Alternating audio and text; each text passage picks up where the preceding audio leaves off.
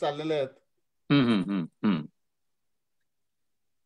आणि तुम्हाला माहिती आहे कधी कधी लोकांना इतकी घाई असते. हो.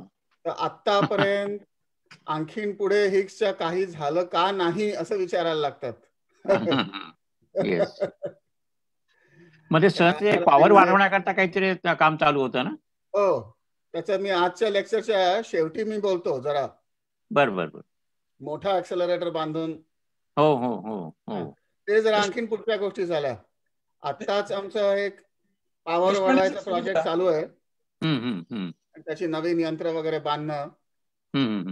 तो प्रोजेक्ट आता 5-6 वर्षात संपेल आणि मग तो आणखीन 10 वर्ष चालेल. सो पुढच्या 10, 2, 4, 5 वर्षामध्ये पण काहीतरी मोठं घडू शकतं. अच्छा. अरे वा. मग त्याच्या पुढे मोठा ऍक्सेलरेटर बांधायचा म्हणजे एक 20 वर्ष लागतील. देशपांडे सर सुरू करा आता. हॅलो अपा सर, नमस्ते. हा, माधुरी शानबाग नमस्कार. बेळगावून बोलताय का तुम्ही? हो, बेळगावलाच आहे. Very good very good. Welcome. कसे आहात सर तुम्ही? उत्तम. मी उत्तम. बरं वाटलं बघून तुम्हाला. ओके, चला आपण आता सुरू करूया.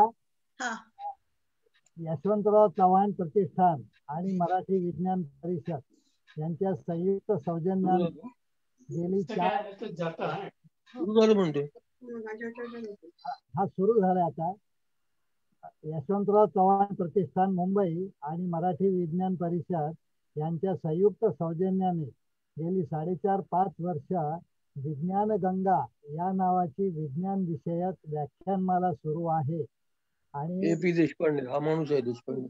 आणि मार्च 2020 पर्यंत आम्ही यशवंतराव चव्हाण प्रतिष्ठानच्या मुंबईच्या सभागृहामध्ये ही भाषणं घेत होतो. पण मार्च नंतर आपल्याला माहिती आहे की या करोनाच्या महामारीमुळे एकत्र येणं अवघड झालंय आणि त्यामुळे आम्ही हे झूमचं माध्यम स्वीकारलेलं आहे. आणि मे महिन्यापासून झूम माध्यमावरून भाषणं सुरू आहेत. मध्ये एप्रिल महिन्यामध्ये मात्र खंड पडला, ते भाषण आम्हाला घेता आलं नाही. आजचं जे भाषण आहे ते डॉक्टर आशुतोष कोतवाल हे अमेरिकेहून देत आहेत. मी त्यांची छोटीशी ओळख आपल्याला करून देतो आणि इथून पुढचा भाग हा आता इंग्रजीमध्ये सुरू होईल.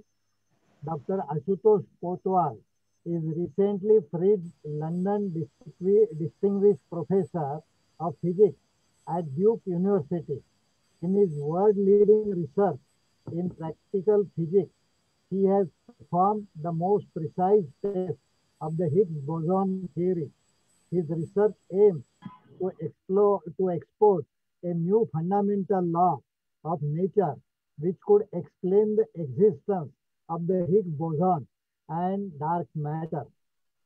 He is the recipient of the Outstanding Junior Investigator Award from the U.S. Department of Energy and the Alfred P. Solon Foundation Fellowship. He is Fellow of the American Physical Society and American Association of the Advancement of Science. Today he will speak on Beyond the Higgs Boson, the origin of matter, dark matter, and the collide after LHC. I request Dr. Ashutosh Kotwal to begin his lecture. Thank you. Thank you, sir. So, नमस्कार मंडळी. मला तुम्ही बोलायला बोलवलं आणि तुमचा वेळ काढून ऐकायला आलात म्हणून फार बरं वाटलं. आभारी आहे. आता हे लेक्चर मध्ये बरंच टेक्निकल बोलायला लागेल, तर मला ह्याच्यातला पाऊण भाग मराठीत येईल पण उरलेला भाग मराठीत नाही येणार. म्हणून आता आपण इंग्लिश मध्ये बोलूया उरलेला भाग सबंध लेक्चरचा. मी स्लाइड शेअर करतो.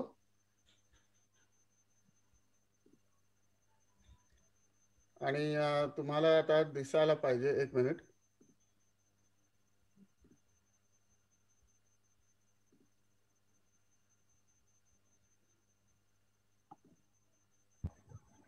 मी फुल स्क्रीन मध्ये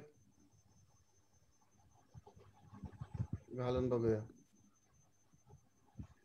हो, दिसतंय. हो, व्यवस्थित सर. हा, तर आता फक्त एक झूमचा भाग आहे तो बाजूला करतो. मग छोटा करतो. हा, नीट दिसतंय. हो दिसतंय सर. बरं, सुरू करूया. काय होतं आहे, झूमचे जरा वेगवेगळे भाग स्लाइडच्या वरती येतात, त्यामुळे मलाच नीट दिसत नाही. हे खाली करू.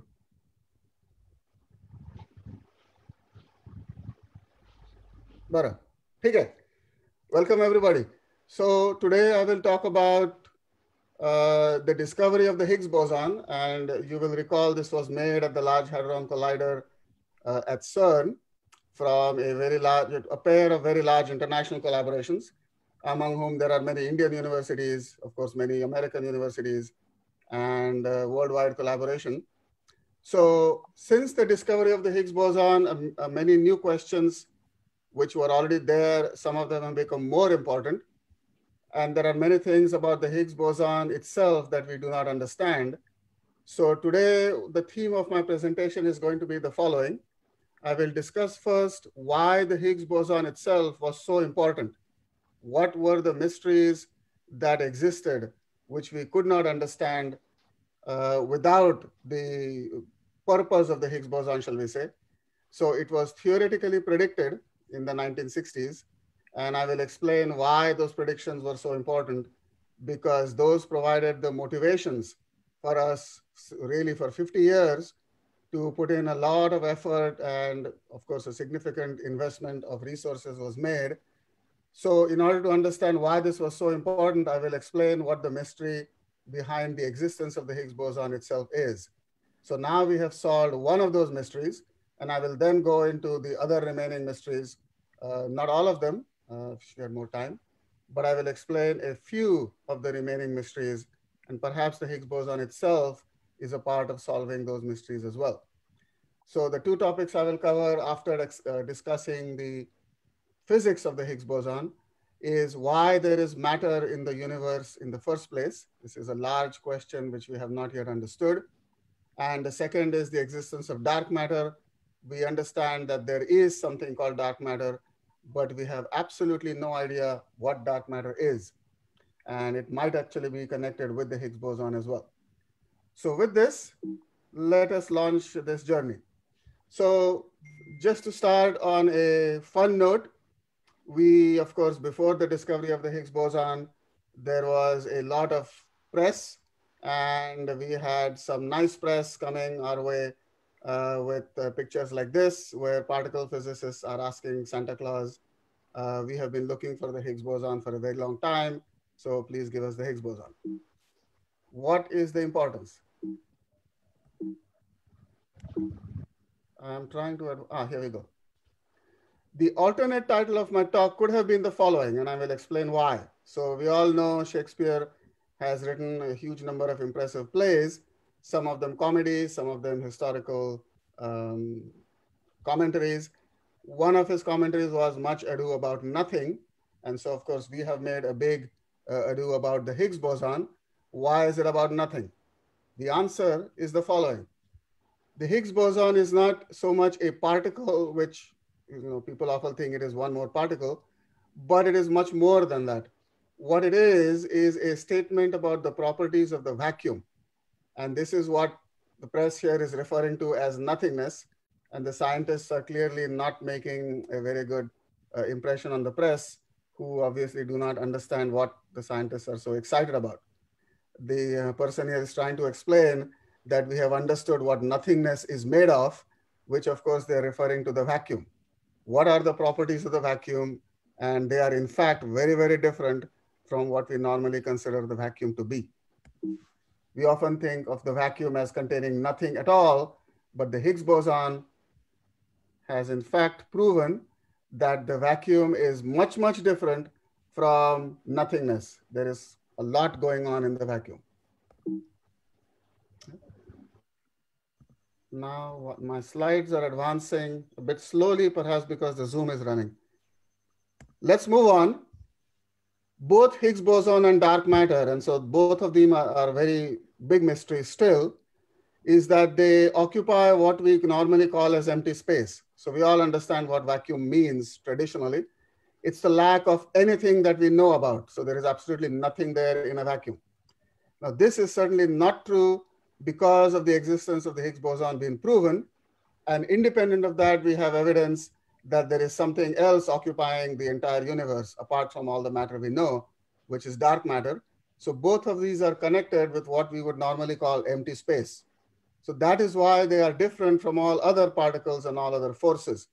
That these phenomena are unlike anything we have observed in the past, because those other electrons and every other particle that we know about, they occupy space. So when space is empty, then these particles don't exist. However, the Higgs boson exists even in empty space, and dark matter also exists even in empty space. So what we call empty space has been redefined by these particular discoveries. And so now I will launch into the reason why the Higgs boson was predicted and why many accelerators have been built. The most recent one that was built after many in America was this Large Hadron Collider at CERN. And this hunt has been going on for more than half a century now.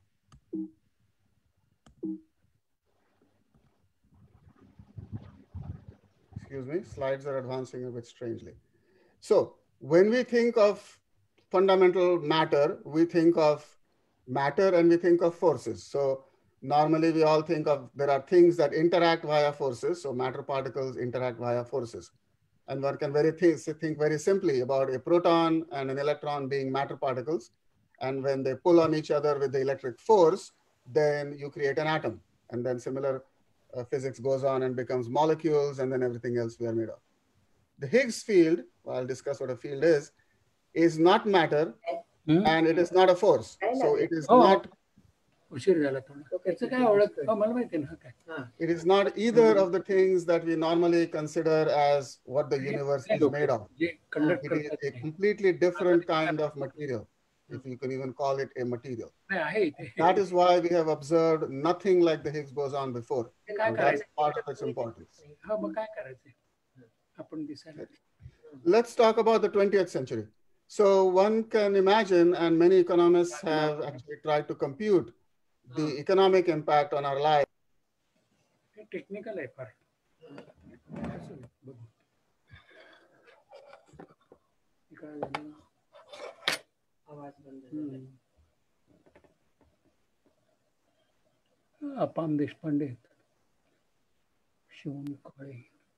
Can everybody still hear me?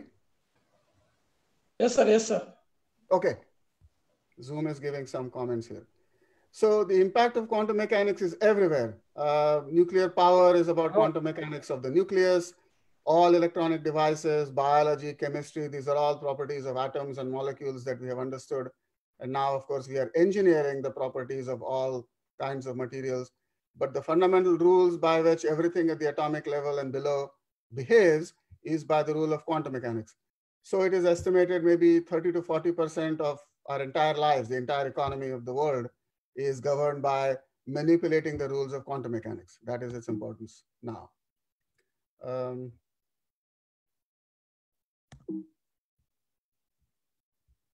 I'm sorry, somehow the advancement of the slides is not responsive.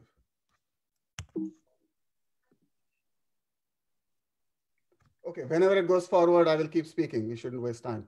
So these pictures are showing, for example, a cell phone or the computer, the internet that we are using now, nuclear power plants on the top right.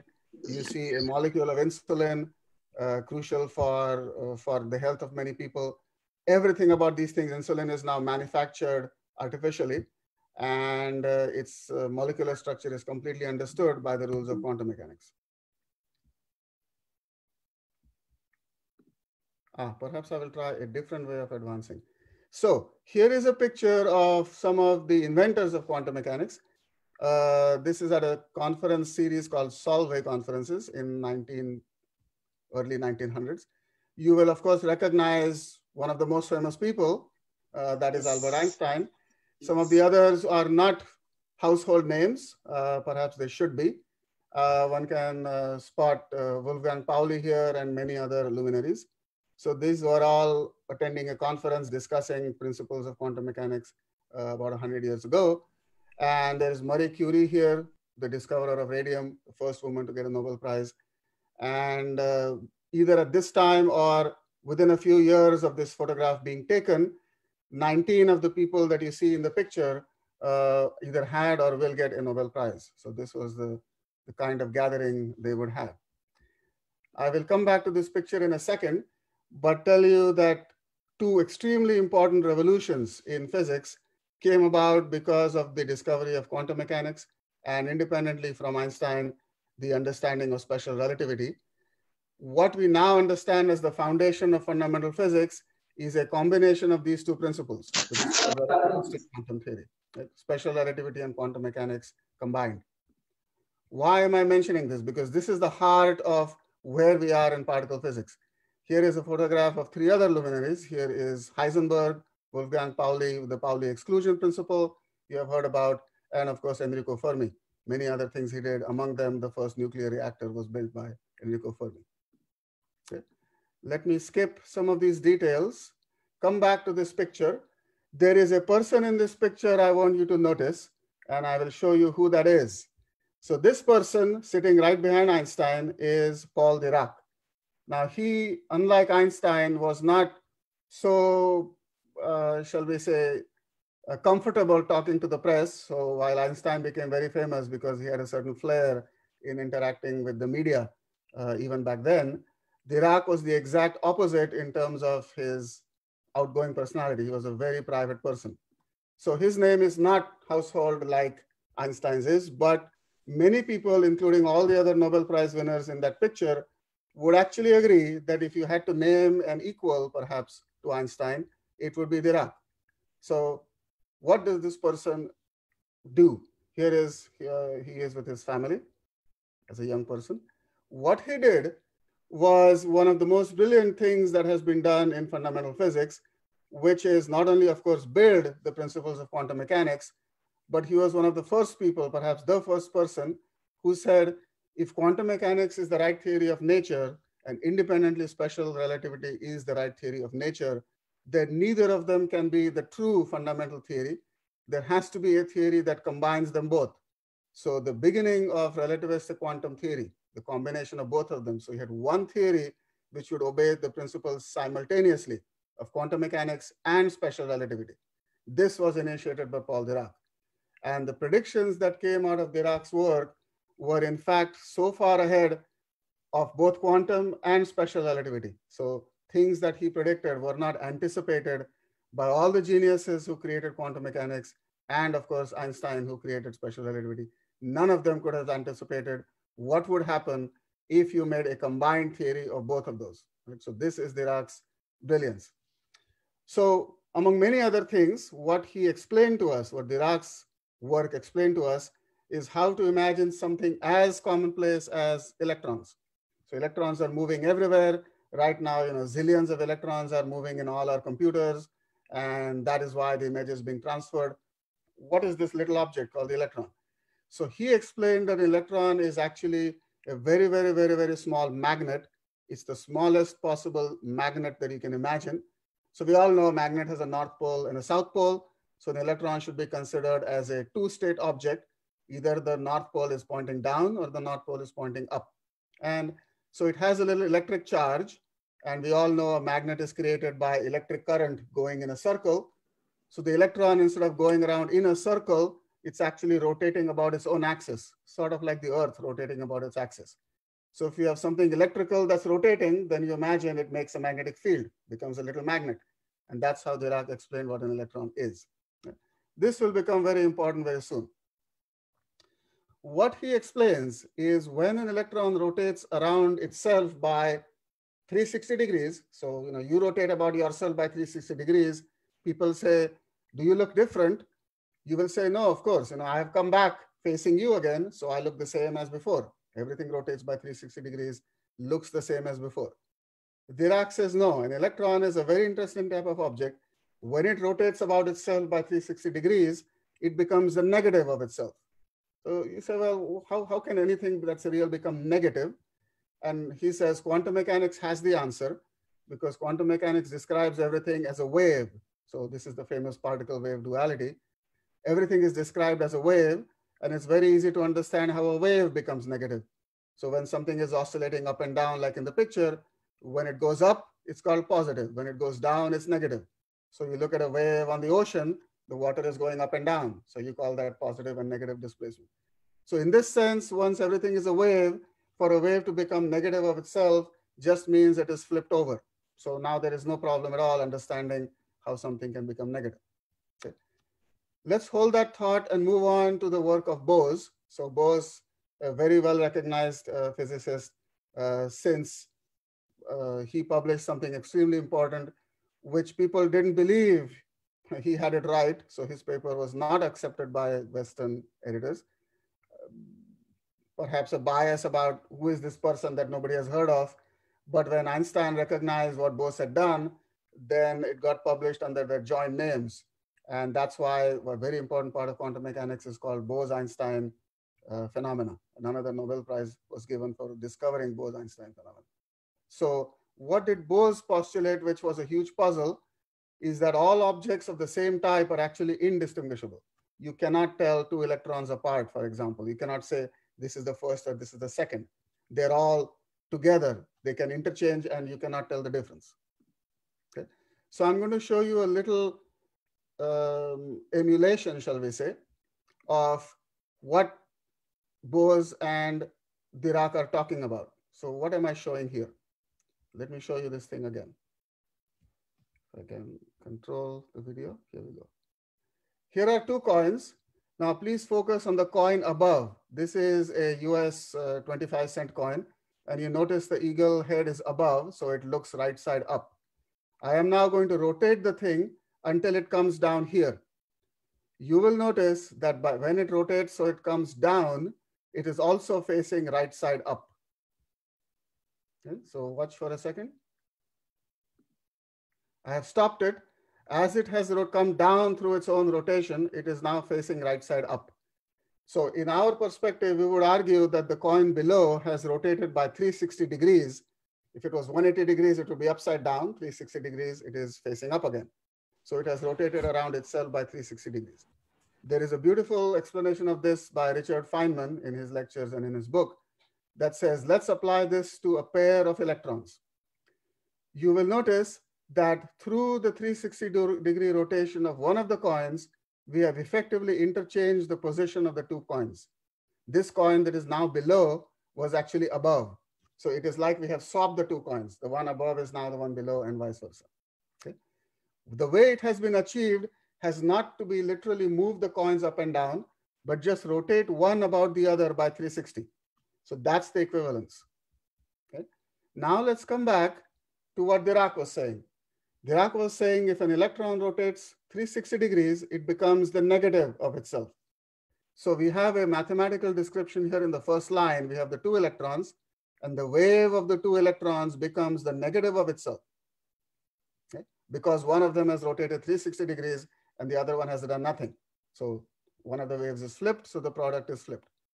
On the other hand, if I now insist that the two electrons were sitting in the same spot in space, then of course, there can be no difference if you swap them around because they're sitting in the same place. How can you possibly know? This is arguing fundamentally that nothing can change. You must see the same thing. Okay. Now here is a massive contradiction, and this is one of the fundamental principles of physics, which Weinberg actually explained in his Nobel Prize winning lecture, that there is an idea in physics called the principle of inevitability. That when you ask why something behaves a certain way, when you really understand why it behaves this way, you not only come up with an explanation why it's like this, you are also able to say it is like this because there is no other way it could be. So this is a very deep principle that says only one option is possible, and that is the option that nature behaves. So, why does things behave this way? Why is nature built this way? The answer that Weinberg gives is eventually when you figure it out, you find out that it could not have been any other way. Right? And so the question why disappears because there's only one option. You don't have a choice between multiple options. A very deep principle, and this is one of the guiding principles that pushes us to seek answers to the kinds of questions I'm discussing here. There must be an answer which will be the only possible answer, and that's why it is that way. Here we have an example leading to the Pauli exclusion principle, that if some quantity has to become the negative of itself for one reason, it must also be equal to itself for a different reason. And if both reasons are true, then both these conditions have to be satisfied. And a child will tell you there is only one number which is the negative of itself and the same as itself at the same time. Right? And that number is 0. 0 is equal to minus 0, and that does not happen for any other number. Therefore, the probability of 2 electrons occupying the same spot in space must be 0. And this is the famous Pauli exclusion principle. Now we reach an understanding of why matter behaves the way it does. So the particles that behave like this are called fermions, after Enrico Fermi. So because no two such particles can be in the same space at the same time for this reason, therefore they must all be separated from each other, and therefore matter has to occupy volume. So now we certainly understand why atoms are not on top of each other, why they must be next to each other, and so matter fills up space. So you might ask, why does matter fill space? And now we truly know there is no other way it could be here. Let's come back to this point. I will now discuss forces rather briefly. So forces are also explained through quantum mechanics in the following way. If you are, for example, on the surface of the Earth, which is called an accelerating frame for technical reasons, you will realize that if you fire, for example, a bullet from the North Pole, you expect to travel along the surface of the Earth like this.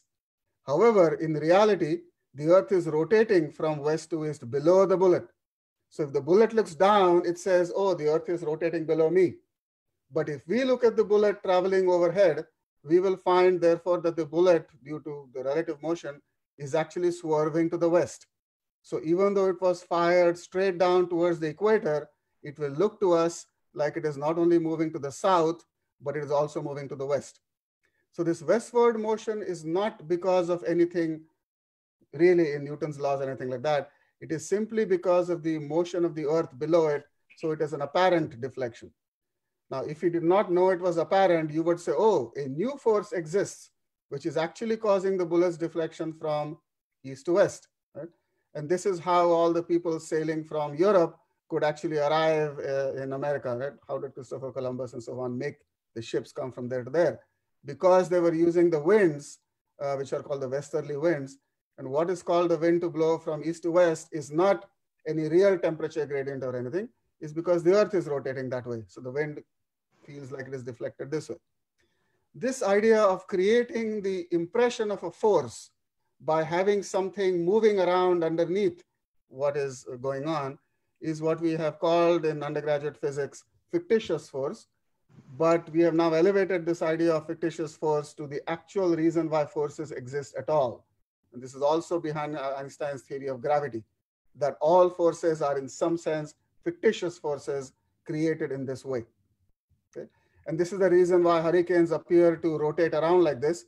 In reality, of course, the hot air in the middle is going up. So all the air is just radially coming in. But the Earth's rotation below is making it look like the clouds are rotating the other way. So the reason why things rotate is really just the Earth's rotation, not the actual movement. Okay? Moving on. So I'm going to put these pictures together and explain soon why the Higgs was absolutely essential, because all these beautiful ideas are about to break down in a very, very bad way. It works beautifully until there is one question that you ask. Feynman explained how forces can be turned into an exchange of particles. And we have an impression of this. So this person catching the ball is going to feel a force pushing them back. When they throw the ball at somebody else, they will also feel a recoiling force backwards. And so if two people were exchanging a ball, throwing a ball at each other, they will exchange energy and momentum. And so that's how forces are creating an exchange of energy and momentum, by exchanging particles. So this is the famous Richard Feynman, and this is the diagram that he invented, the calculation behind it. Here is an electron exchanging what we call a photon. This is a particle mediating the electric force. So two electrons are repelling each other by exchanging this particle in the middle, the photon. Okay? This theory is the most precisely measured theory ever. It has been tested experimentally to 0.3 parts per trillion. A trillion is 10 to the minus 12. That is the most precise experimental verification of a law of physics that we have ever had. So this logic works. This logic is now extended to the next force that was discovered, which is the weak force. It's part of radioactivity. And it's part of the reason Marie Curie got her Nobel Prize more than 100 years ago. So we have this Earth-like sphere here. And now the understanding of the weak force is that particles are moving back and forth on the surface of a sphere. This is a mathematical description, but it actually correctly describes nature. That when you move on the sphere up and down, you will of course also experience Coriolis forces, the mathematical equivalent of Coriolis forces. And these are again the weak forces that are understood from nuclear physics. So those are then mediated by 3 new particles called W and Z bosons. So maybe sometime in the future, I will describe my own research on the W boson and sort of explain to you what its important is. But here is our problem. Our problem is that all the logic I have explained so far works exactly only if these particles that mediate the force are massless. And we just showed that the photon's masslessness is actually experimentally demonstrated. So the logic is right, but it does not work for the W boson and the Z boson, which carry the weak force. So you have a working theory of forces which fails for one crucial reason, which is that these particular bosons are extremely heavy. If they are heavy, then this mathematics completely breaks down. So this was a crisis from 70 years ago, why a working logic would work for one force, but not another. So people went away and invented the following logic, and this is where the Higgs boson comes in. That the prediction of matter particles being massless, which I have not yet explained, but it's true, and force carrying particles being massless, which I have quickly explained, this prediction has to be somehow corrected a little bit, because without it, you have a fundamental problem. Okay, hold that thought for a minute while I tell you the next huge discovery or prediction by Dirac again. And he said, there are 2 aspects of electrons. We know that they have a magnetic field, so they act like a little magnet. Let's consider this arrow as that small magnet, pointing this way or pointing this way. Now there is another direction which tells us which way the electron is moving. So suppose the electron is moving to the right. Now you can ask the question, is the magnetic field of the electron pointing in the same direction as the electron's motion? So these 2 arrows are in the same direction, or the 2 arrows can be in opposite directions. He explained that this is actually extremely important, that there are 2 kinds of electrons. There isn't just an electron. There's an electron that points with the 2 arrows the same way, and there is the other kind of electron where the 2 arrows point the opposite way. So it's like a left hand and a right hand where the fingers point in opposite directions, but the thumb points in the same way. So this analogy works quite well. So we call them the left-handed electron, right-handed electron.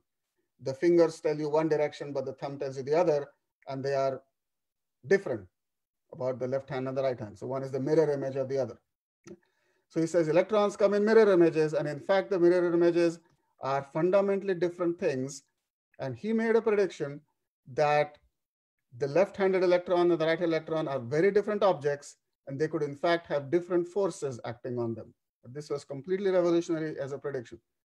It was in fact predating the Nobel Prize winning discovery of this phenomena, that the 2 types of electrons are actually different and they have different interactions, different forces. They behave in different universes, one with one type of force that the other one does not have. In other words, he made a prediction, which he didn't get the Nobel Prize for. He already had a Nobel Prize, so I guess they didn't want to give him more. That if you looked in the mirror, everything about our experience tells us my mirror image should behave the same as me. If I move like this, my image moves like this.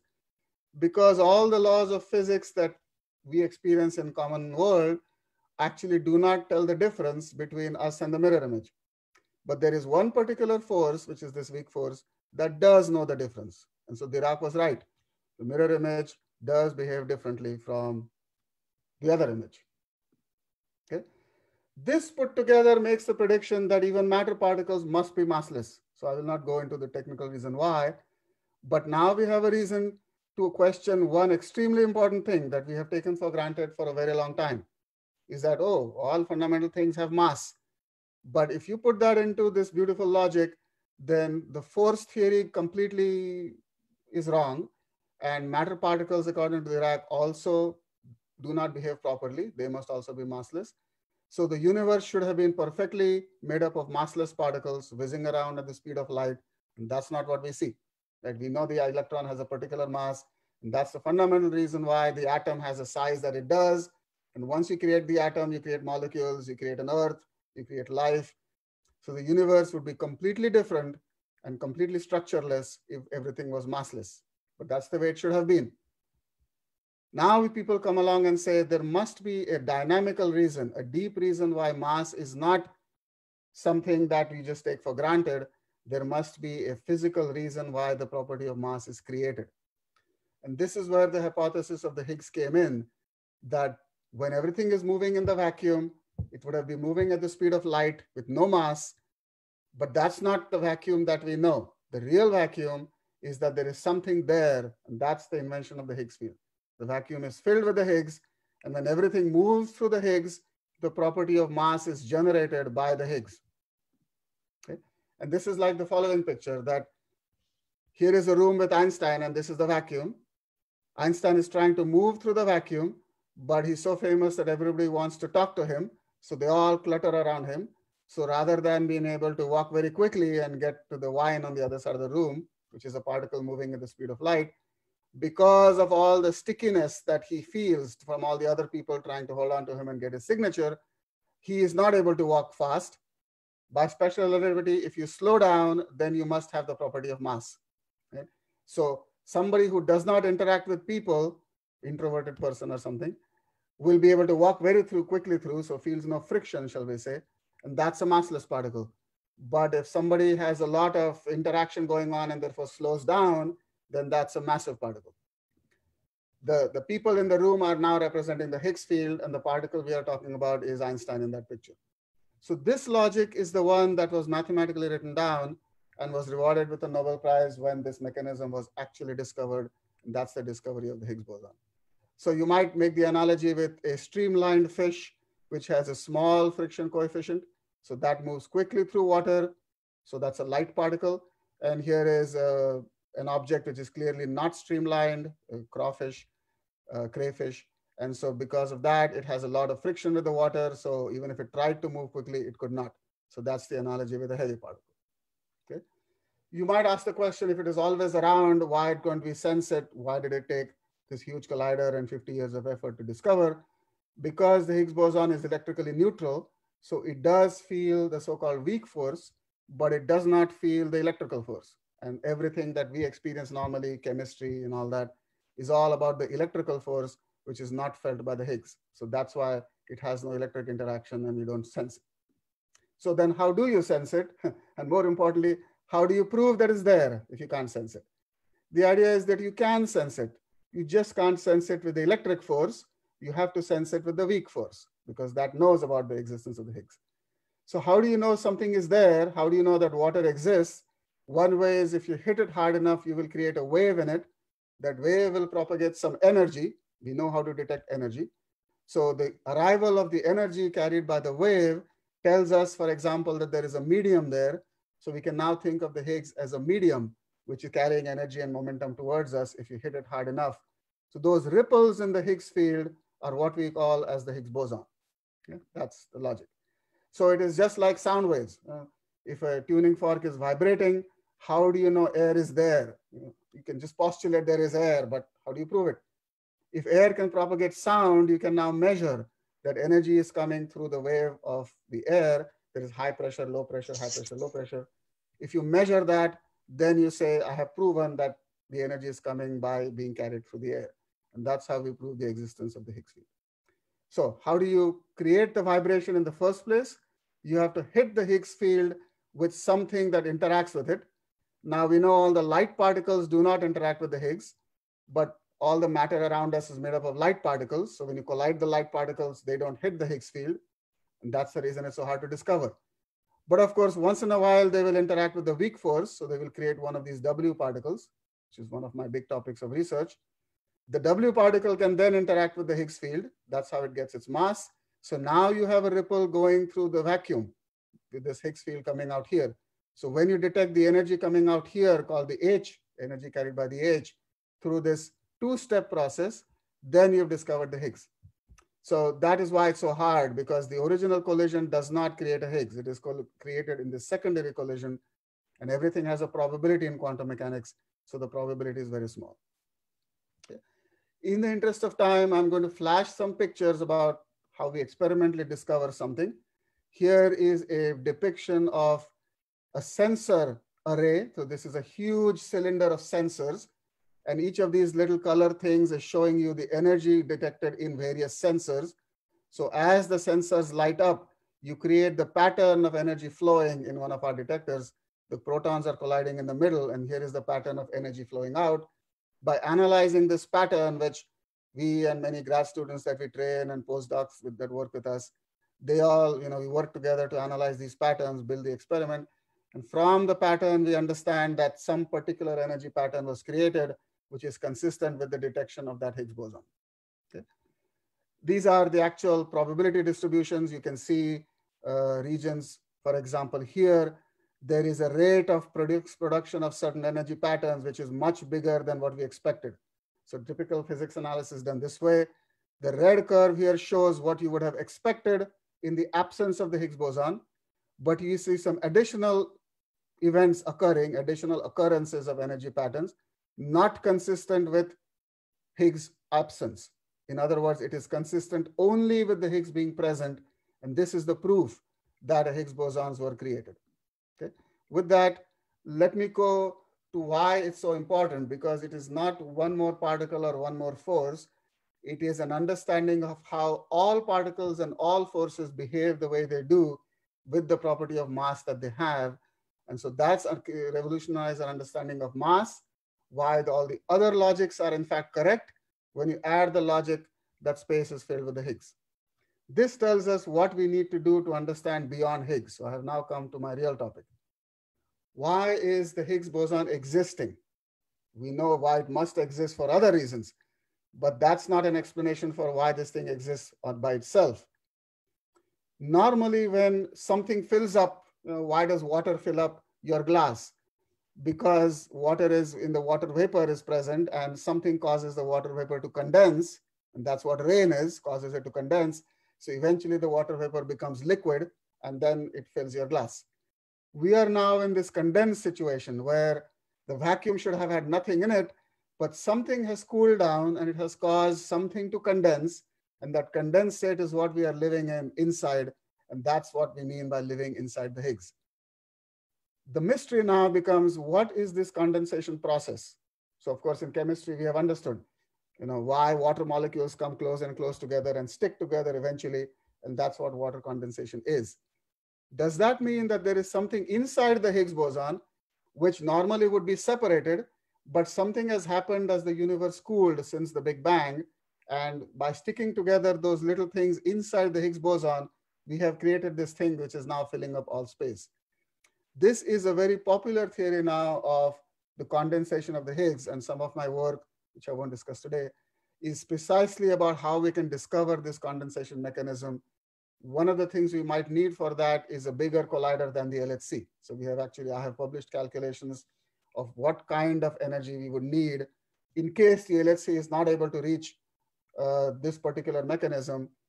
We have in fact published papers saying if you build the accelerator that I'm going to discuss soon, that in fact this mechanism could be discovered. And in fact, if the mechanism that we are postulating is right, it will be discovered. So we have a target to achieve now with the next collider, and that is one of the motivations for going beyond the Higgs boson to understand why it is created in the first place. Okay. So clearly that would mean there are additional ingredients that we do not know about, which are actually making up the Higgs. Sort of like when people discovered atoms, they didn't know that it was made up of protons and electrons, but eventually, very important experiments figured out that an atom was really a proton inside or a nucleus inside with electrons going around it. So once the proton and the electron were discovered, it all started making sense. Okay, let me move on. We have some more time, but I don't want to take too long. Why we believe that in addition to the existence of the Higgs boson, which is not understood fundamentally, why there must be even more mysteries to be solved. And the next one is the mystery of antimatter. So antimatter, in fact, back to Dirac, and you can sort of see why we should say Einstein and then Dirac. There is one of the next names after in the same list of 5 people that you would count on your hand about the people who created the revolution of fundamental physics. His calculations even predicted one more extremely important thing called antimatter. So it sounds like a bizarre thing, but in fact, from Dirac's calculations, we now understand that it is anything but bizarre. It is in fact the completely natural thing, that every matter particle must have an antimatter particle. And his explanation is so beautiful that it follows like this. It says, if I want to create a pile of dirt, pile of earth, soil, you say, where do I get it? Well, you say immediately, go into your lawn and dig a hole. And that's how you create a pile of dirt, a pile of soil here. Well, immediately you say, of course, if I create a pile of earth here, I must have created a hole there. You cannot get the earth here without the hole there. This pile of dirt is matter, and that hole is antimatter. And you can immediately realize that the action of digging, which is the action of a force or energy, this is energy of this person turning into matter, antimatter. Now, if I throw the earth back into the hole, you will realize that the energy goes out as heat or something else. So matter, antimatter annihilates into energy. And if you pump energy in, you create matter, antimatter. If you now ask somebody, give me some dirt without creating a hole somewhere, they will say that's impossible. And of course, this is Dirac's brilliance. He in fact showed it is completely natural for matter, antimatter to be created simultaneously out of energy. This is the same as a water drop and a bubble. What is a bubble inside water? It's the antimatter corresponding to a water drop outside. If you combine the water drop and the bubble, they all disappear and you get the vacuum again, which is water with no air. Air is above, water is below. Okay. Antimatter was discovered by Anderson. It's a brilliant experiment. Got the Nobel Prize for that. Let me skip the brilliance of that and tell you that Dirac's theory in fact works, that matter, antimatter can be created, has been created now for a very long time. It is used in medicine. Antimatter is part of the tracer molecules, tracer atoms, which are used for diagnosis. And in fact, extremely precise measurements have shown that the matter, antimatter properties are in fact identical, just like Dirac predicted.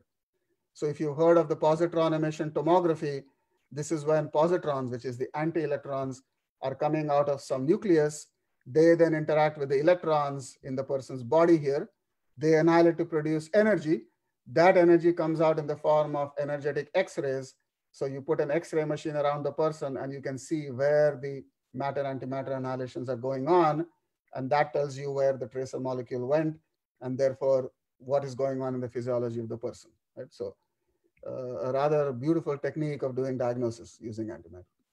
The mystery is, because of all this beautiful logic and everything we know so far, there should have been equal amounts of matter, antimatter in the universe. Okay? We have not yet discovered any law of physics which will actually explain why there is more matter than antimatter in the universe. So it's the exact opposite of antimatter being bizarre. The truly bizarre question has now become, why is there missing antimatter? There should have been the same amount as matter. So people have said, well, hold on, maybe out there somewhere, universe, the other galaxies, other stars, we don't know what they're made of. If their properties are truly identical to our properties, then they could be antimatter galaxies. Now you think a little bit and you figure out that can't actually exist, because then the matter, antimatter galaxies and the stars would have attracted each other because of the electric force pulling them together. They would have annihilated. There would have been massive explosions. All the energy would have come out and the matter, antimatter would disappear. You say, okay, then all the matter and the antimatter should have disappeared. Why are we still here? Why is there a little bit of matter left? The question has become quantitative. There is an extremely small amount of matter, antimatter asymmetry. And that tiny, tiny number, it's a part per billion. That tiny amount is the reason we exist. All the antimatter and matter that was created together at the same time was 1 billion times more. 99, add 9 zeros to that, all of that has disappeared. The 1 part per billion is left over for a completely mysterious reason we don't understand. And that's what is left over now, making all the galaxies and stars and planets and us. One might say, okay, what if there is that much antimatter in space? And this is a space station with an antimatter experiment, which has actually not discovered antimatter even in space either. So there is a huge mystery here, which is beyond the Higgs boson. Very little antimatter found in space. So we truly have a mystery of, I would say, one of the grand questions of the reason for our own existence is, what happened to the antimatter and why are we here left over? I have worked personally on a theory which explains what might have happened. which is that when the Higgs condensation formed, just like water bubbles form, one way to do it is the Higgs is forming bubbles. So this is no Higgs out here, and this is Higgs inside here. As these bubbles are forming in the condensation process, and these bubbles are getting bigger and bigger, eventually it becomes all the water, but initially it starts with tiny droplets. So this is like the raindrops of Higgs in the beginning of the universe. In this particular process, there are calculations that saying as these raindrops get bigger, if there is any process that creates a slight excess of matter over antimatter, before it disappears, this bubble traps it. Because the bubble is getting bigger and bigger, something inside this region where the Higgs has formed is not preventing the process from going on. So the antimatter creation, annihilation, a little bit is created one way or the other, and the matter goes inside the bubble and the antimatter goes outside the bubble. Now the bubble expands and the antimatter is somehow repelled away, and the little bit of matter that is trapped inside is where we are. So it's the accident of bubble formation that has created the small amount of matter that we are today living with and calling our universe. It was not the universe that was initially formed. Okay. So these conditions are laid out by Sakharov. So we all know Sakharov from his sort of humanitarian work in the old USSR in the 1960s. So he passed away a long time ago. But in 1968, he was actually, before he became a humanist and an activist, maybe at the same time, he was producing a lot of brilliant physics work, and he wrote down for the first time the conditions that would be needed for the universe to create a matter-antimatter asymmetry. So he didn't have a theory of it, but he said any theory that would do this must have the following properties. Okay? We are looking for those properties. What we have demonstrated today, which is called the Standard Model of Particle Physics, only contains one of the three properties that he named. The other two properties actually do not exist. So what we call a problem in physics is an unanswered question, which the knowledge of today says this cannot be true. However, you have an answer that it is true. So how do you get from a question which is not answerable today? You have to postulate a better idea of nature, and then you go make the experiments to pursue those ideas. And once in a while, something happens and you make some discovery, and that explains, aha, that is how it all works out. So we have to figure out how Sakharov's conditions can be created. Now it turns out one of the best ways to create the conditions that he names is in fact possible to create. This is a calculation that has been demonstrated to be true. It is possible to create in the theory of Higgs condensation. So if the Higgs is made up of something and those things are sticking together as the universe cools, we know this is true because there's a lot of evidence for the Big Bang. And at the time of the Big Bang, the universe was incredibly hot. So as it cools down, maybe the little parts of the Higgs get stuck together and that forms the condensate. In that condensation process, one of the most important Sakharov conditions is actually satisfiable. So if we dig into the Higgs deeper, we might at the same time understand how this condensation process allowed the matter-antimatter asymmetry to form. So this would be two wins for the Higgs. Allows electrons to have a mass, which means atoms can form. So here we are. And it allows the excess of matter over antimatter to occur, which is why there are more electrons than anti-electrons, which of course is why the electrons hang around forming atoms, and that's why we are here. Okay. The Large Hadron Collider has some possibility in the next 10 to 15 years with the upgrades we are doing of creating this condition, but we have solved the probability of what are the chances, and I can say maybe 5 to 10% chance that even the upgrades we are doing now will achieve this. But if you wanted to be sure you can reach that condition in your collider to make this statement, we will need a larger collider. And we have worked out the details of what that large collider would have to be. Okay. Let me, we have a little more time. I should wrap up soon. What has Dirac done for us? So one of the things I want to come across in this lecture is the importance of Dirac. He should get far more credit than he gets.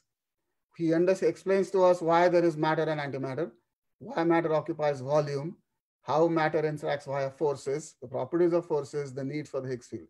All came out of course, him building on the work of other giants, but he himself is one of the biggest pillars of that structure.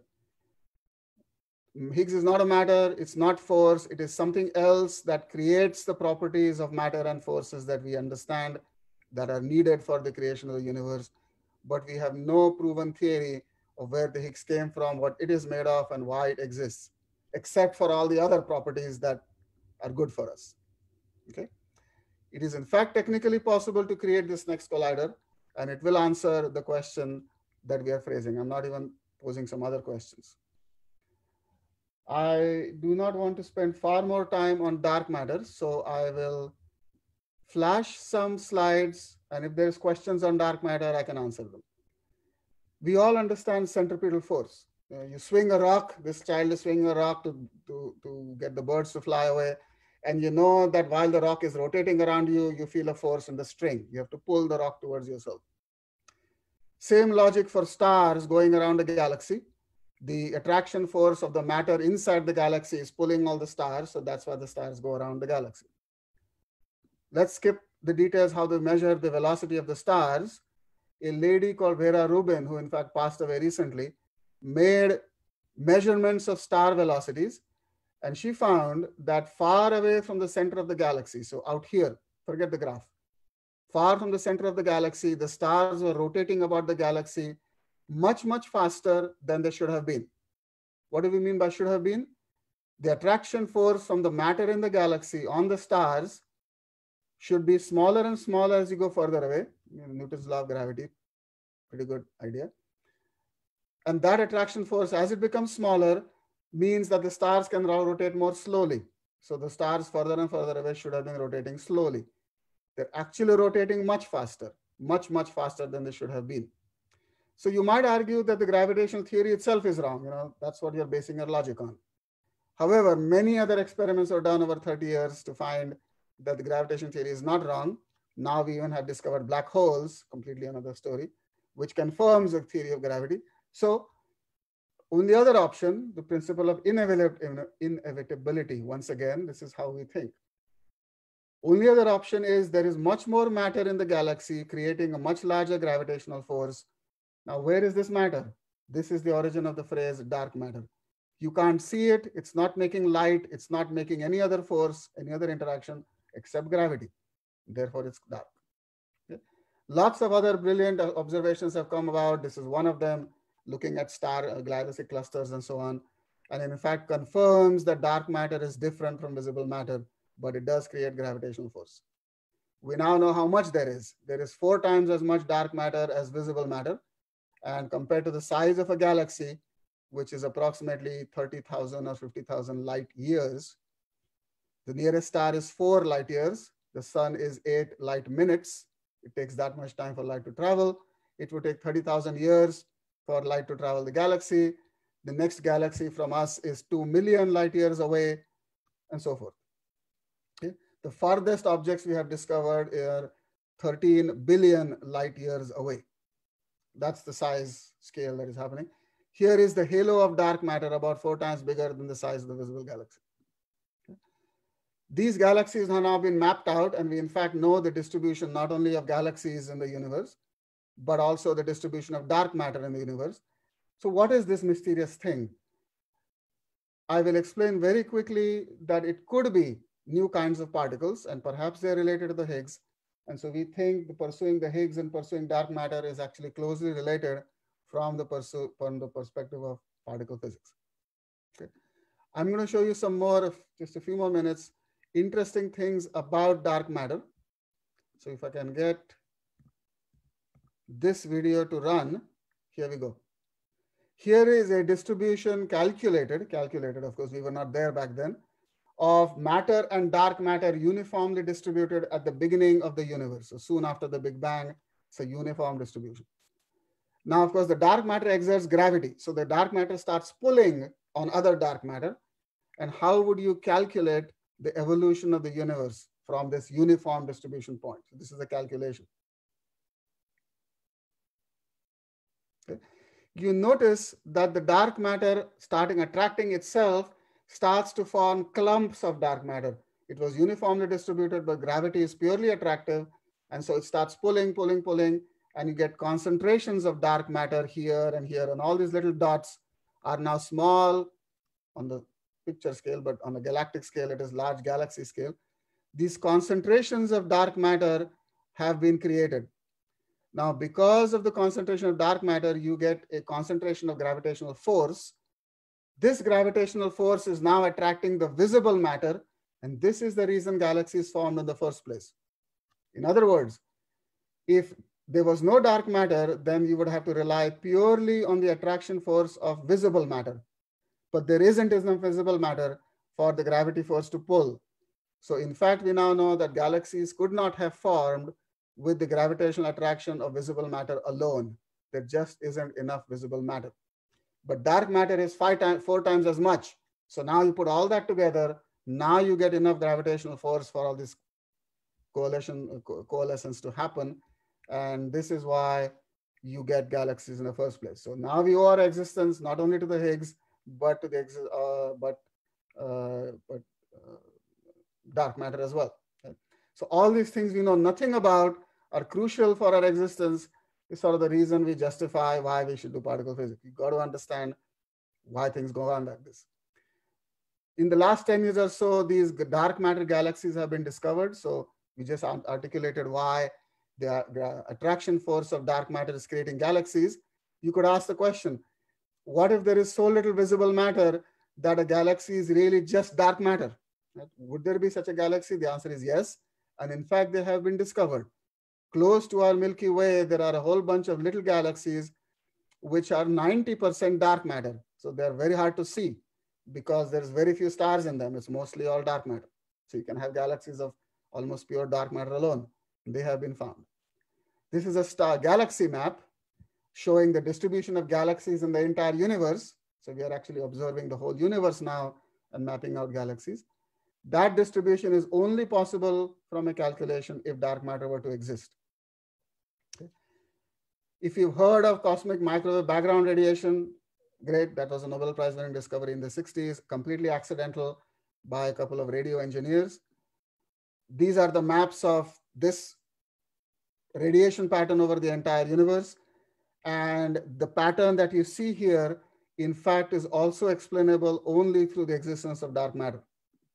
So one other very precise measurement, getting more and more precise as time went on from 3 different satellites over 20 years or so. And these small variations in this radiation pattern over the universe, over the cosmos, is actually consistent with the existence of dark matter and how much we have. We've now understood that the quantum mechanics at the very beginning of the universe, so you apply quantum mechanics to particles of dark matter, which is why we think dark matter must be particles. Many of us think so. That quantum fluctuations in the existence of dark matter would create small regions of high density and low density. These high density regions would then pull more dark matter towards, which would then pull more dark matter towards. So you would create lower and high density regions starting with the quantum fluctuations of dark matter, which would eventually become the galaxies as the universe expands. Okay? This is a calculation that has been done, and there is no better calculation to explain the existence of galaxies. Galaxies should not have formed unless this were to happen. Okay? Let me skip this picture. Do we have theories of dark matter particles? Yes. Here is one picture showing how forces that we know about could actually decay to dark matter. So this particle here, quickly circle it. These would be dark matter particles in one particular theory. It's called supersymmetry. There are other theories as well. And so we could actually produce dark matter particles in a collider like the Large Hadron Collider or the next collider we are proposing to build. And its signatures have been quantified and we can do studies. I won't say too much about supersymmetry because it is only one option, but it gets some popular press. So I'll mention it here, the other important aspects of supersymmetry. But one aspect is, among other reasons, it has a prediction of dark matter particles. But I should say, in case you have heard statements that we have not yet discovered supersymmetry, so why not? Well, we can't tell God's mind. We can only find out what God has in mind by looking, can't guess. There could be other ways that dark matter could be produced, and those are some of the ways I'm studying in particular. Okay. I don't want to take much longer. I'm going to tell you a little bit about how an accelerator works so that you get an idea of the practical repercussions of a collider that you would build. Mainly, it is a ring. So you have to put energy into the particles you're accelerating in the ring.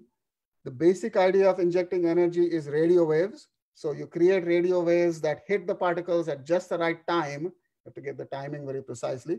So you give the particle a little kick, just like somebody on a swing. When they come at you, you push them. When they come at you next time, you push them. If you adjust your frequency of pushing, you can get the swing to go larger and larger. Okay? So these radio cavities are exactly like your microwave oven that you cook your food with. In fact, this is where the microwave oven got invented. It's the radio frequency cavities that you put. This is deeply buried so that you get stability and you get all the radiation that might leak out is absorbed in the rock, so nobody gets hurt. This is the ring deeply underground. So this is a ring of magnets. The vacuum here, so that the particles can go without hitting air, has to be a very, very high vacuum. It is a vacuum better than the vacuum in outer space. So you go far, far away into interstellar space, there is still a little bit of gas out there. There is a better vacuum here than the vacuum of interstellar space. The magnets are extremely powerful, much, much, much more powerful than the Earth's magnetic field. This technology was invented at Fermilab. It is now part of something I'll show you in a second. Do I have those pictures? No, maybe not. The technology used for these magnets is called superconducting technology. Superconducting material we've heard about. It's material that can conduct electrical current without having any resistance. So therefore, no energy is dissipated when current flows through a superconductor. And therefore, you can flow enormous amounts of current without the heating and the cost of the heating and everything. Those enormous currents are needed to produce these enormous magnetic fields. And we know why you need the magnetic field, because a charged particle in a magnetic field bends, and this is why they can go around in a circle. So this technology invented for particle physics made its way into MRI machines. The MRI machines are not as powerful as these magnets, but they're about 5 times less powerful.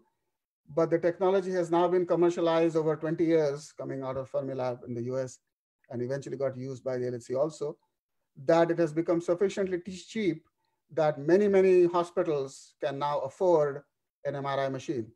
An MRI machine is a beautiful diagnostic tool because it is completely non-invasive. You just have to put the patient inside the magnetic field and you make some measurements. The magnetic field that you create has to be pretty strong. You can see in some movies, like James Bond movie shows how an MRI machine can be turned on and it creates a very, very, very strong magnetic field. So you have to be very careful with an MRI machine. These magnets are typically 5 to 10 times stronger than the MRI magnet, but it's the same technology. So a very large collider can be built. So what would we need? First of all, let me say in a few minutes why we want it. It would be about 7 to 10 times bigger than the LHC. So somewhere between 70 kilometers and 200 kilometers. 200 is on the large size. People typically talk about 100 kilometers circumference. The LHC is 27 kilometers circumference, so you can get a sense of scale. And the energy would be 7 to 10 times higher. And what can we do with this energy of collision? We can explain what the strange properties of the Higgs boson is, including discovering the mechanism why you get the Higgs condensate in the first place. A simple idea is that there is a super strong force in action, and there is more small things that are out there, but the super strong force has made them stuck together in the Higgs. And they're stuck together so strongly that we haven't hit it hard enough to break it apart. And this is the history of particle physics. Everything that we knew in the past that was stuck together, including an atom, when you hit the atom hard enough, then the electrons pop out. And that's the photoelectric effect. And in fact, Einstein's Nobel Prize was for the photoelectric effect, understanding how you can hit the atom so that an electron popped out. If you hit harder, you break apart the atom. You hit even harder, you can break apart the nucleus. You break even harder, you can maybe break apart the Higgs. Right? And that is what we are planning to do. This collider could even discover the mechanisms by which matter over antimatter asymmetry is created. And as I showed you, there are logics. We cannot definitely prove that you will discover dark matter because it depends on all the different ways you could do it. But the certain ways that we know it could be, we could do it, could be discovered. So not everything can be discovered, but some things can be discovered. Let me flash the pictures and then end. So here is a proposal in China to build a big tunnel. Here is a proposal which is being worked on very rigorously with colleagues. Myself, I am the US coordinator of this effort. This is an effort based in Switzerland, in Geneva, where they already have the Large Hadron Collider. So here is a geographical region, here is the lake, and the Large Hadron Collider is here next to some mountains. So Geneva would be about this size, and this is 27 kilometers around between the mountains. The 100-kilometer tunnel based in CERN would be a tunnel like this. Okay? There are some geological constraints, like these mountains are causing difficulties with engineering and so on. So people know how to dig tunnels, and you can work out the cost and so forth. There's a small technical challenge that you will have to dig under the Lake Geneva. So you have to figure out how to prevent water leakage. But the LHC itself had that problem, and people figured out how to do it. So once you have a mission, people figure out how to do it. Right? Here is how the picture looks from the mountains above Geneva. This is wintertime. This is the Large Hadron Collider. These mountains, the Alps, are maybe 50, 100 kilometers away. So you can see where the large future collider would sit. It would go around some of the mountains. Here is the city of Geneva. Now, of course, why would we not do it in the US? You could also do it in the US. In fact, we were here 30 years ago in Texas, building a collider which was 87 kilometers. So in fact, 30 years ago, we had a plan to build this accelerator, which was essentially as large as what we are talking about now in the future. So it was, in fact, in some sense, ahead of its time, but for various reasons on which books have been written, and you can ask me what were those reasons, that project did not go through. It was started, but then wasn't complete.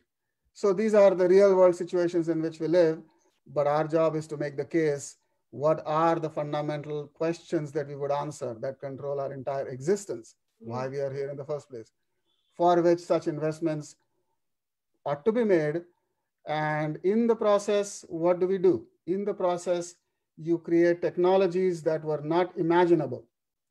It is a known fact that there was no company investigating superconducting technology until some scientists came and said, to make our next discoveries, we need to do this. So incremental progress is 99% of progress, but every once in a while you have this huge leap, and who goes on that leap is some esoteric question like the ones we are discussing, is the motivation for leaps like that. If you are trying to make a profit in the next 2 years, it is very hard to say, let's justify a leap in some technology which will take us 50 years into the future. Okay? Now people are talking about power grids, extremely important for climate change and so on. How do you make a power grid that connects different power sources, wind power over here, solar power over there? Those kinds of power grids may require power distribution lines which do not have much cost. Right now we are dissipating a lot of electrical power in just distributing. Well, if you had cheap enough superconducting technology, maybe a power grid could be built on that. There are other ideas of magnetic levitation trains. In fact, these work. I have been in one. If you travel from Shanghai airport to city of Shanghai, you can go on a train which is elevated above the tracks. Nothing touches anything. And the force that you need to lift the entire train above the tracks, so it is basically floating in air, is a magnetic force. And that is created by superconducting magnets like the ones we discovered. Once you're floating in the air, you can go at very high speed. And in fact, here is a record of 600 kilometers per hour, which essentially is the speed of an aircraft. So now you can cut down hugely by greenhouse emissions. For example, 29% of all greenhouse emissions are coming from transportation. Transportation means all the trucks and the cars that burn fuel, and airline flights, for example, are 3% of that 29%. So big numbers contributing to climate change are coming out of just burning fossil fuels for transportation purposes. This is completely electric, and it requires so little energy once you're levitating because superconducting. So these are the things we could do in the future with the technology. We, of course, are pushing the technology for these reasons. So on this note, let me stop here. I'm a little over time already. What have we done with the Higgs? We've understood why matter and forces behave the way they do, and the working theories work, experimentally demonstrated, including the existence of mass, which is now considered not a fundamental property, but a property coming about because of the existence of the Higgs. So this completes one revolution that started about 100 years ago. So self-consistent theory, but with open questions, because the existence of the Higgs is now demonstrated, but with no reason why it is there. Okay? That's how science goes, one step at a time. The existence of this condensate can create yet another round of 100 years of exploration. It might explain the existence of dark matter, which explains the existence of galaxies. It could also explain why there is more matter than antimatter, which is of course crucial for all the reasons I mentioned. Okay? So on that note, sorry about going over slightly, but let me now stop. Thank you so much.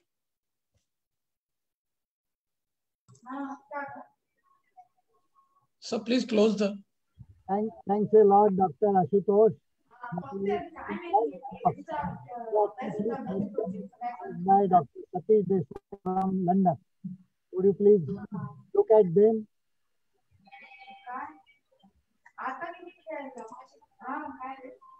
I'm sorry, there is. Sir, please close the screen. Close the screen. Close the screen. Okay. Dr. Ashutosh, there are 2 questions in the chat box. Could you please address them? There are questions in the chat. Yeah. All right.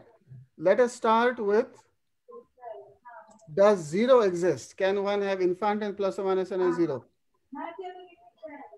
Both are sort of terms in language, not in mathematics. There's a question from Satish Desai. Zero is a very interesting number. It depends on how you interpret it. So zero is supposed to be the complete absence of whatever you're talking about. You know, I can have 1 cup, I can have 0 cup. There is a way to describe what I mean by even -1 cup. So -1 is not a problem.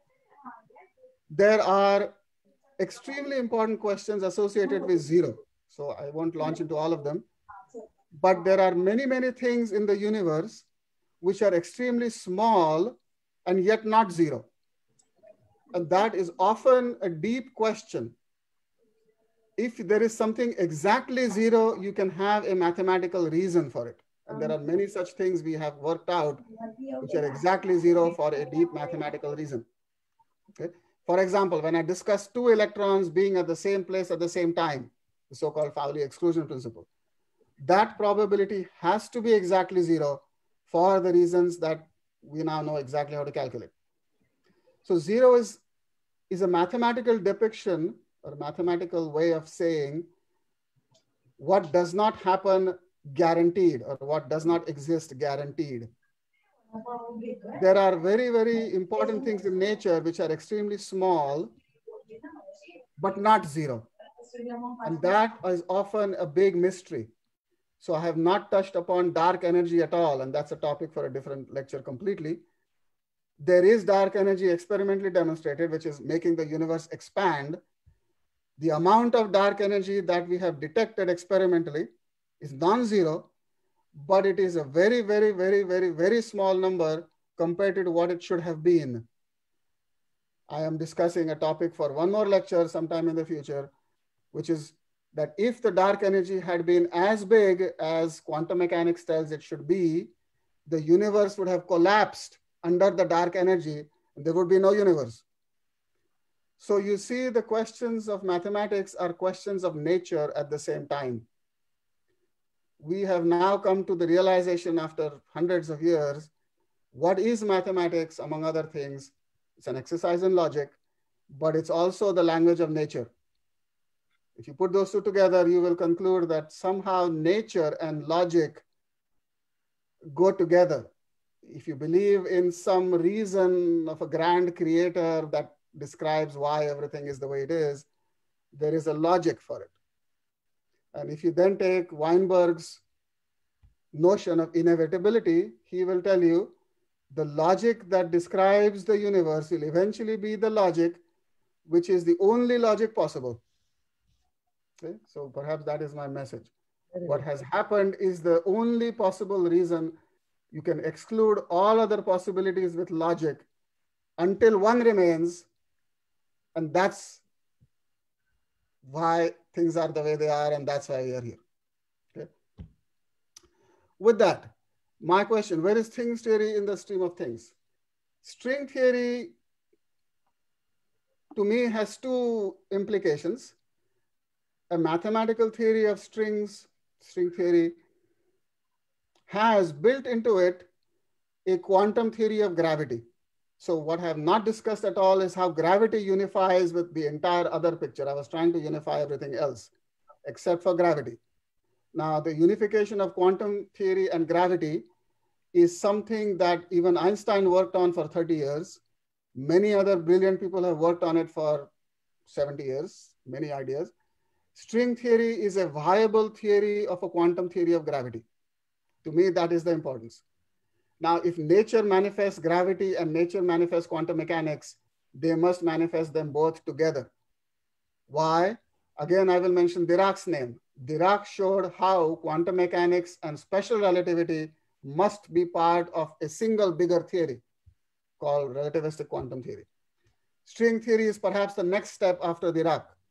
It not only incorporates special relativity into quantum mechanics, but also general relativity, which is the theory of gravity. String theory does that. So this is why people think string theory is a wonderful, beautiful thing.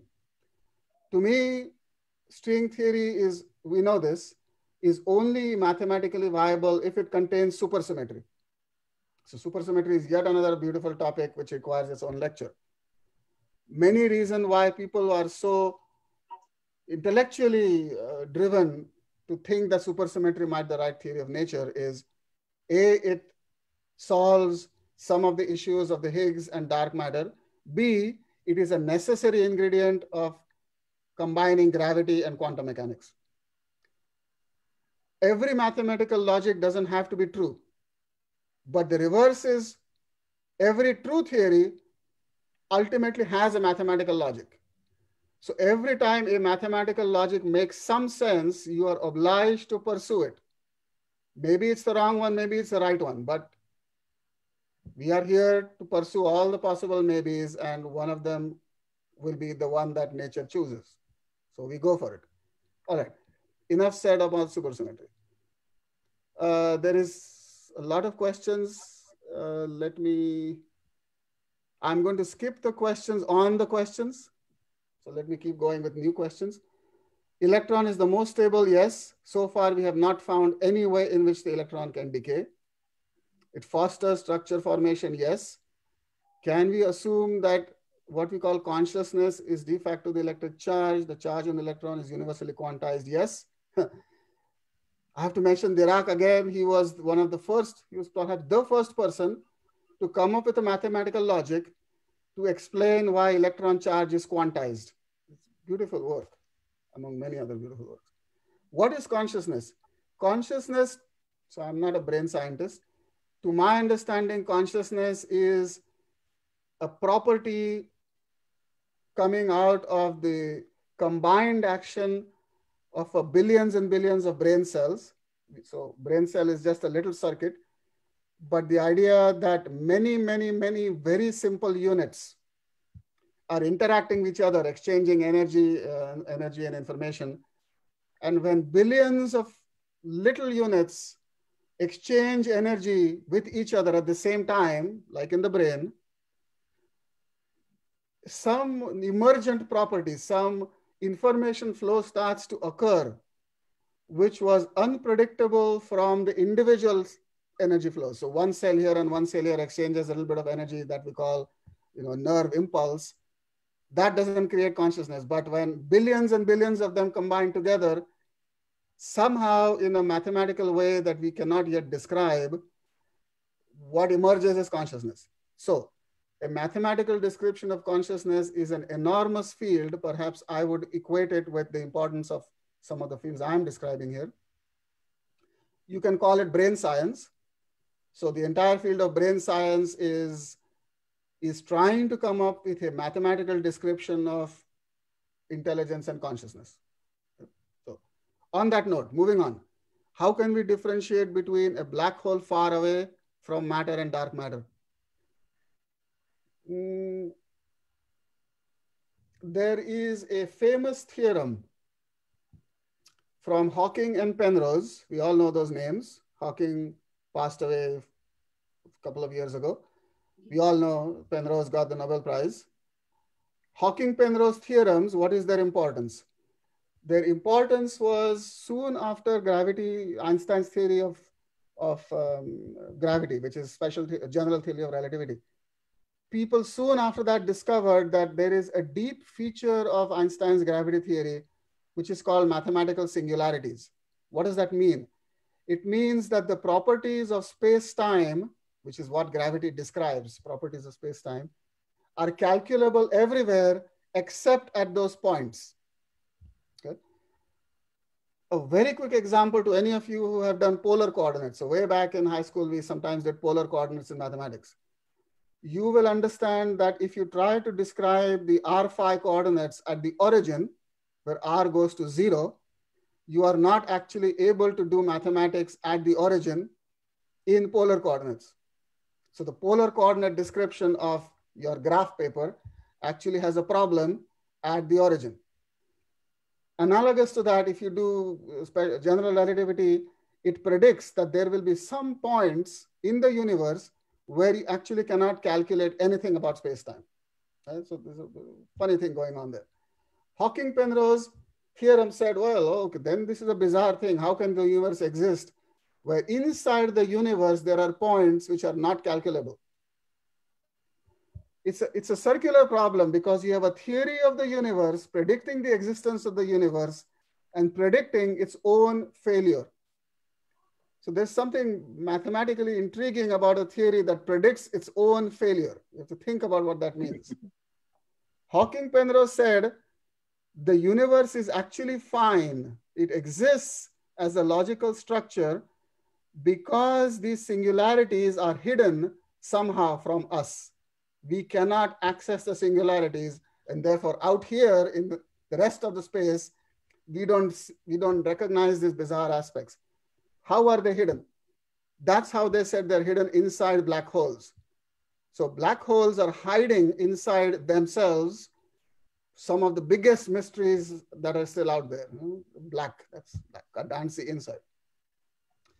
There are even more theorems about black holes. So this is a huge field that says that there are only 3 properties of black holes that you can ever discover. Everything else about a black hole is hidden from you. Those 3 properties are you can discover or measure the energy of the black hole. You can measure the angular momentum of the black hole if it is spinning, angular momentum. You can measure this from outside. And you can measure the electric charge. So black hole can be electrically charged and you can measure that charge. Apart from this, you cannot measure any other property of the black hole. With these theorems put together, you have a consistent description of nature, which includes black holes, and everything else that's bizarre is hidden inside. So black holes are a huge intellectual pursuit because what is the mysteries it is hiding inside? Now you can see why we are giving Nobel Prizes for black hole discoveries, including the one this year. The discovery that at the center of most galaxies, there is a large black hole. The discoveries from 2012 that gravitational waves were produced by the collision of black holes, and that can only happen because black holes collided. We are now discovering 10 of these collisions of black holes. Black holes exist. So a number of black hole Nobel Prizes have been given, and it's like the Higgs. Don't know anything except they exist. The answer to your question is we cannot answer what is inside the black hole. And that is actually a huge paradox, which drives many research topics. What falls into the black hole is what you know. You know what you throw into the black hole. So you have all the information of what goes into the black hole. But once it goes in the black hole, that information is lost because now you cannot know anything about it. So what happens to the information? So that's a big puzzle. What happens to information? Which is yet another lecture. What is information? A lot of people worry that information loss is a paradox. Information should not completely disappear from this universe. I have written a paper on it about how information may not be disappearing. A lot of people are doing quantum calculations of inside black holes and saying, this is how the black hole may in fact store information. Somewhere inside the information is stored, we just can't access it. In that sense, it is not lost. Another big topic. All right, moving to the next one.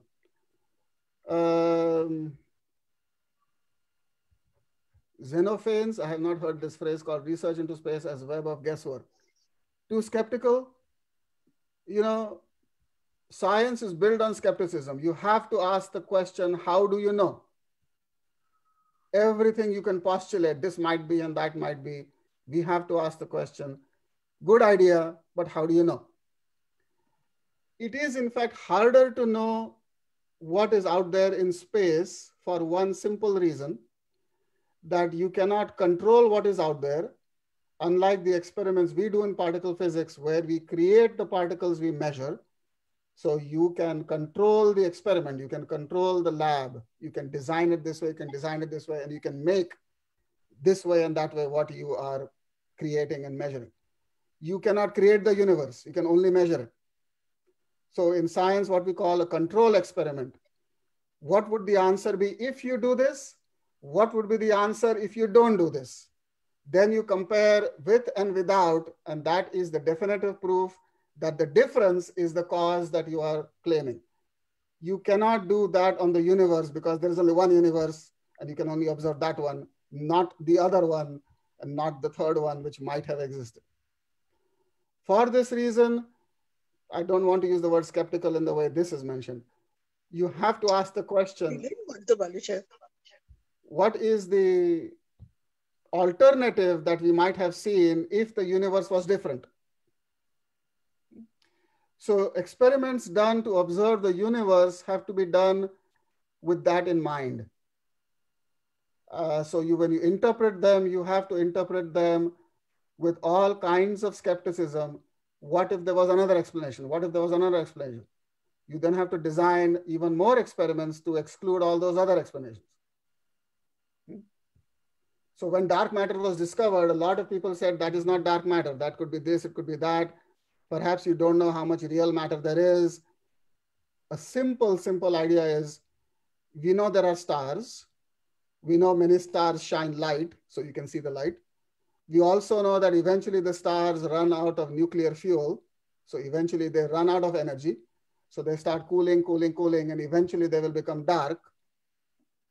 Dark stars have been discovered. What if the number of dark stars is 100 times more than what you thought? Many more dark stars, and your theory of dark stars is just broken somewhere. If there were 100 times more dark stars, then their gravity would look like dark matter. There is nothing new here. There's just many more dark stars. People went and designed a lot of clever experiments to go and measure dark stars. And they found indeed the calculation of original dark stars was wrong, but it was only wrong by a factor of 2 or 3. There were 3 times as many dark stars as were calculated. Eventually, 3 is not 100. So if you needed 100 times more to produce the dark matter effect, you went and explored and figured out something else was wrong, but not as wrong as what was needed. The dark star is now excluded. Okay, so we know dark matter is not created by dark stars. So in this sense, skepticism has created new knowledge always in the history of mankind, humankind. Okay, thank you. I think we should stop the questions now. Dr. Ashutosh. I must thank Dr. Ashutosh for giving very informative lecture. We have very little knowledge about his subject, but we try to understand something. And the fact that many people asked the questions, they understood at least some part of his lecture. Very good. Another thing that I found, that some papers, they are drawing the cartoons and on the occasion of the Christmas, the Santa Claus and all that. That means the journalists over there, they understand some part of science, because a person who makes the mimicry in, say, singing, he must know first what is singing. Then only he can do the mimicry. Or like a joker in the circus, he must know how to jump properly without causing an accident. Then only he can entertain you. So the newspapers, they have understood some part of your subject, and that is how they are drawing the different pictures and all that cartoons. Good, thank you. So once again, Dr. Ashutosh, we hope to organize the lecture again sometimes later on the topic that you have mentioned, And as your work progresses, you want to tell us something again to your motherland, to the people who appreciate your subject. Thank you once again. Very good. Now next month, we are going to have the 55th lecture on 18th of December, which is a third Friday, and Dr. Anvay Mule is going to speak on heart transplantation. He has done over 100 plus heart transplantations. A heart procured in Pune, created a special corridor between Pune and Mumbai road, and within 1.5 hours it is brought to Mulund, and then the patient is kept ready to receive the heart, and he does that particular operation. He has done it very successfully, over 100 operations so far. So we are very eager, and we have missed him twice in the past because the day we decided and the time he had a transplantation operation. So this time we have said to him that you better record your lecture. So in case you have an emergency that time, we will not miss it again. Okay.